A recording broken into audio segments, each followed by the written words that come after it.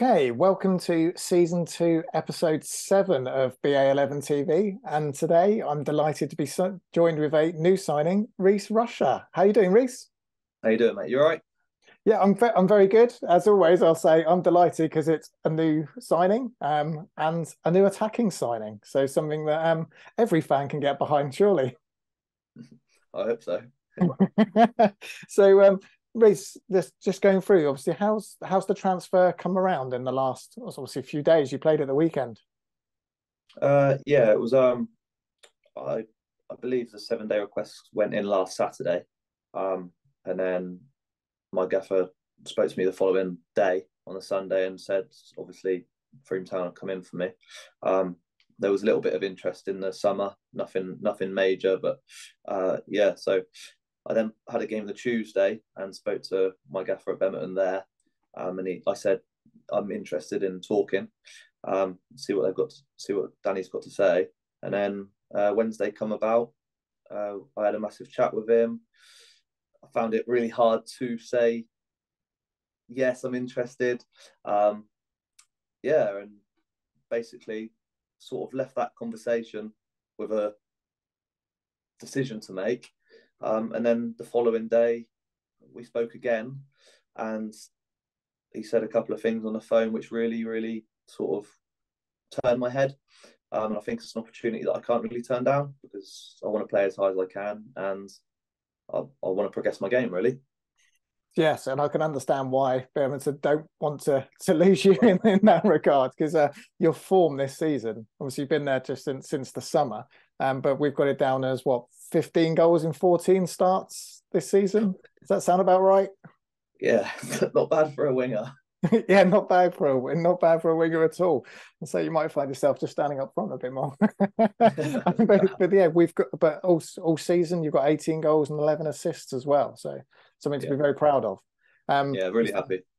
Because they're sat, I think, is it 4th in the division at the moment? So yeah, so their loss, hopefully, very much our gain. Yeah, very tough decision, but yeah, definitely. So you just sort of mentioned you play on the wing, left-footed, I believe, or is that? But yeah, left-footed on the right wing. Left-footed on the right wing. Okay, and what are fans should they expect from you? Is it pacey, crossing, all of the above? All of the above, really. I cut inside, get a good cross in, and I like to think I've got a good shot behind me as well. Fantastic. That sounds like what all the fans want.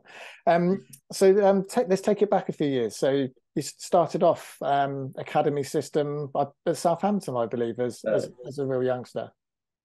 Yeah, I got picked up when I was 6. Believe it or not. Yeah, 6. To talk us through that, what does it mean? Because we've spoke to some other players where they've been through academy systems and ended up at sort of Bristol Rovers or Bristol City, or when we spoke to sort of Johnny Gorman, which was quite impressive because he's obviously gone for Wolves and Northern Ireland and down that way. But yeah, as a sort of 6, 7-year-old, what was it like, even just with your school friends and people like that? Well, a long time ago now, but yeah, throughout obviously primary school, it was a joy, it was amazing, but it was like just sort of day-to-day life, really. I didn't really know much different. It was more sort of when I got released when I was a bit older. That's when it sort of hit me a little bit harder, should I say? But yeah, it was good. It was amazing. And looking back at it now, thinking of the players I played with was just cool, really. Because if I got this right, some of the players you played with have gone on to actually play at Southampton now. So yeah, obviously, I trained a couple of times with Jane Ward-Prowse, who's still there. And then obviously Matt Target, who's in my age group, who's obviously at Newcastle now, and he's had quite a good career, especially made a lot of appearances in the Premier League as well.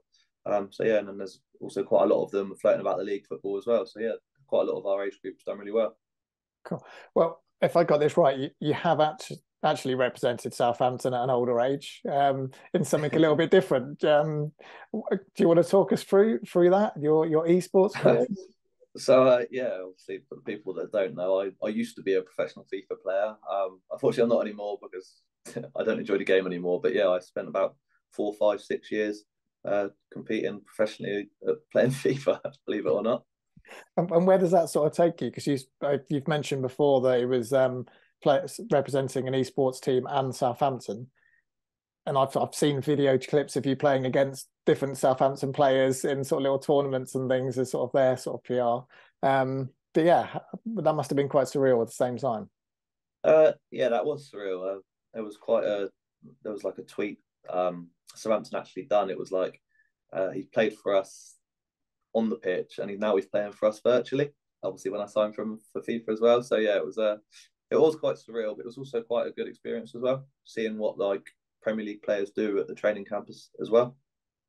So was that sort of like you get invited to the training centres at Southampton and Yeah, sort of there, or you got to see what they do on a day to day basis, and then when they had their free time and finished, where they'd come in and you'd have a game against them or something, and for like I said, for some PR. yeah, that sounds brilliant. But going back, obviously, more importantly, on the field. So, Yeah, leaving Southampton, going to Winchester as a 16-year-old, I believe. yes. So was that sort of the aim then, to sort of see how high you could travel up from sort of Winchester into Basingstoke, those sort of games? So testing times for you, but how did you find those experiences? I don't want to put it too bluntly, but I felt like when I was younger, because I had quite a good youth, I always wanted to play as high as I could. But unfortunately, in non-league, you kind of have the non-league environment is some lads that want to play as high as they can, they end up wanting the club. And in fact, with non-league, you kind of need to find the manager that wants you. And I've learned that in my recent years. You need to be playing, you need to be an important part of that team. And also, it gives you confidence to play well. And it's only been the last probably 3 or 4 years where I've had that and I've really kicked on and I've progressed my game and played. As obviously, my form at the moment says what it needs to say, really. So, yes, I feel like I found my head now, and I feel like Danny's given me that as well, which is why I'm really looking forward to coming down to Frome. It's interesting because we hear that.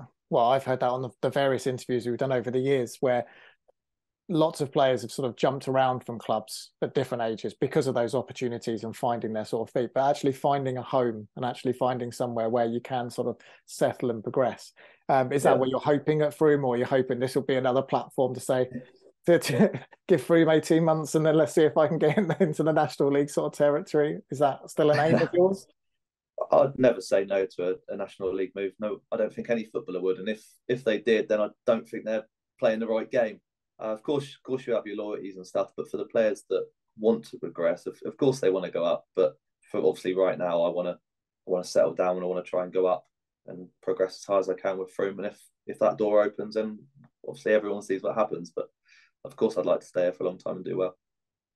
So we've talked to Danny about sort of the expectations of the team throughout last season, this season, obviously slightly tempered this year with squad changes. What's he sold into you? Is it still just do the best we can, or is it a playoff push, or is it how has he excited you? Of course, it's a playoff push, and I think even if he didn't say that, I'd know that anyway. Like I said, I know a couple of the boys down there. I did follow you guys last year, and also obviously followed a few of my old friends at Winchester as well. And you guys were both in the playoffs. So yeah, obviously, yeah, I know what happened last year. I felt like you deserved to go up, especially after your results and the stats. So who's to say we can't do it this year? No matter, maybe the start wasn't great, but we've got a second and a half season to push on and try and do well now. Absolutely, and you bring that up, and it's very timely opposition the weekend with Bristol Manor Farm coming too. So hopefully we can put some of those sort of demons behind us, because both teams have really struggled since. Well, obviously not really struggled in our half. We're not doing to where we thought we'd be, but we got the chance. But Bristol Manor Farm's sort of right down the bottom of the table. Something people wouldn't be expected. So yeah, it'd be interesting to see how Saturday goes. Are you available for Saturday? Is that the aim? Yeah, I believe I'm signing everything on Wednesday. I'm ready for Saturday. Brilliant.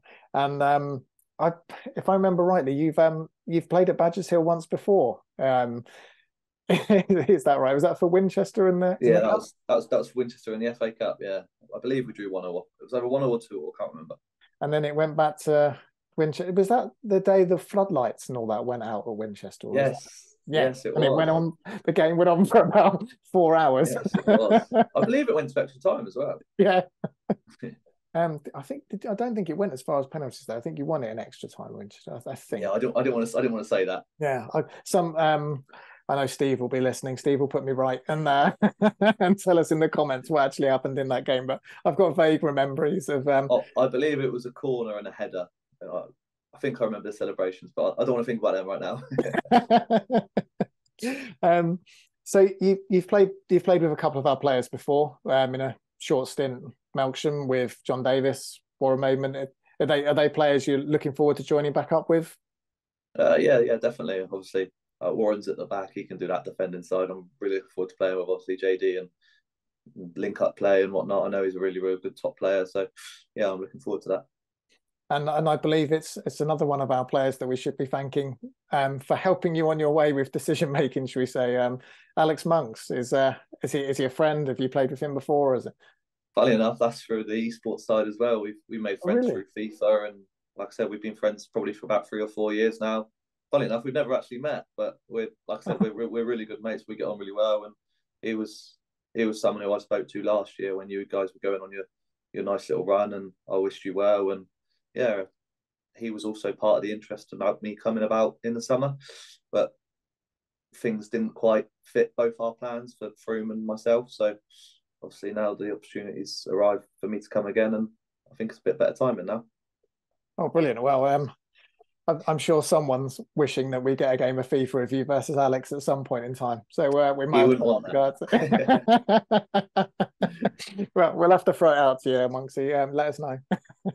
Well, Reece, we're really excited to have you joining the squad. We feel it's got definitely a very big second half of this season for the club.